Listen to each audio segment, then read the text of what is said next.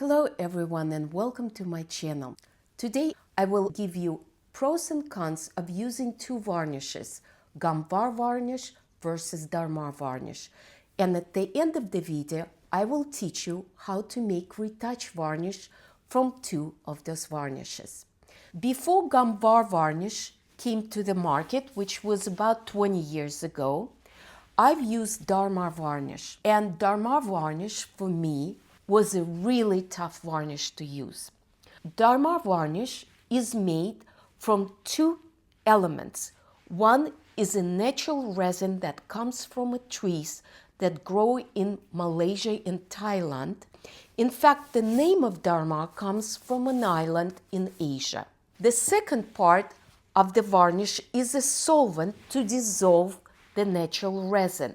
The solvent is a pure gum spirit turpentine. So both ingredients are natural and organic. But if you look at the color of the varnish, it's already a yellow color. And with time, it will yellow even more. This bottle is only 30 years older than this one.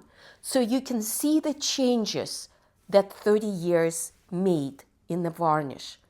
Why does it matter?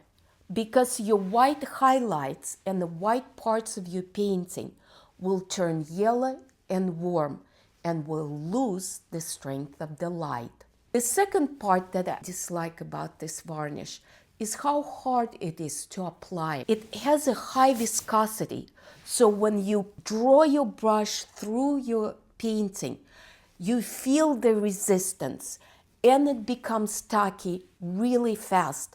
So you don't have a lot of time to apply it, and you can't apply it in many directions. You have to apply in one direction. And if you came to the end of the painting and you saw that you missed a spot in the beginning, it makes it very hard to fix it. The other reason that this varnish is very susceptible to blooming. The blooming of varnish is a captured moisture underneath the varnish that blooms and gives you a gray, semi-transparent, foggy spot on the face of your painting. Sometimes it happens right away, and sometimes it happens much later. And there is not much you can do to fix it, but to remove that layer of varnish and try again. Now, removing that varnish is also quite an ordeal. Artists begin to use this varnish in 1829. This varnish doesn't offer any variations on the finish. It only comes as a glass finish varnish. The other negative part for me is that to apply the final coat of this varnish, you must wait 6 months to a year, depending how thick you paint your painting. If it's thinly painted, 6 months might be enough. But if you have a thick impasto, you must wait for a whole year. Now, let's compare this varnish to the varnish that I recommend, Gamvar varnish. Now, this video is not sponsored. I'm just sharing my experience. I like Gamvar because, as you can see, it's very transparent, very colorless, and much more flexible liquid varnish. The other part I really love is how easy it is to apply. It doesn't get tacky, gives you enough time to maneuver the varnish even if the painting is large. You can move this varnish in more than one direction. I want to show you two paintings. One that I varnished during the video last week, and it has a beautiful, even glossy surface, but not too glossy to be super reflective. I want to show you a portrait that I've painted about 6 years ago, and the varnish still has the same luster and gloss as my newly varnished painting. I hope I wasn't too hard on Damar varnish, and as a painters, we make our own choices depending on so many variables that please take this recommendation with a grain of salt. Now, I will teach you how to make retouchable varnish. Let's first do retouchable varnish from Damar Varnish. You will need a glass container with a tight lid. I also recommend to label your bottles so there is no confusion which one is which. You will need to take 1 part of the Damar varnish and 2 equal parts of pure gum spirit turpentine. Please use the pure gum because any other turpentines can be too low quality. And then simply you mix it well and it's ready to use. When you're done, please close tightly and keep out of reach of children and pets.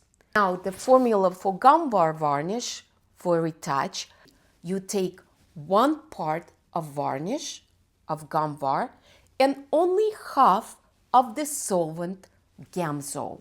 Because it's so liquid already, you don't need to dissolve it with as much of solvent to create a retouch varnish. In fact, Gamblin recommends using straight Gamvar as a retouch varnish if you apply it very thinly. Now, why do we need retouch varnishes at all? There is 2 reasons. One reason is to be temporary varnish before it's time to apply permanent varnish. And it's true for Damar varnish. You can't keep your painting without protection of varnish for a year. Too much dust and hair will adhere to the paint. You must apply retouch varnish to protect your painting. And then it also will bring the luster of dark colors, unity to the surface. The other reason that painters use retouch varnish, they use in between the painting layers. So they will paint the first layer, then varnish it, then second layer. The reason why they do it, to unify the surface, to really see the true value of darks and the brightness of colors. Because as we know, many oil colors sink down. But I would not recommend to use retouch varnish for this purpose because it complicates the chemistry of painting too much and it will lead for paint to crack.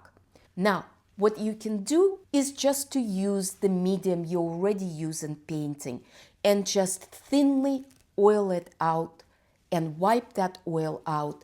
You will see your colors and your values come to the true expression and you'll know what you want to do in the next layer. So my recommendation is to use retouch varnish only for purposes to protect the painting before you're ready to put permanent varnish. The next video will be about how to remove permanent varnish from the surface of the painting. Thank you. I'll see you soon.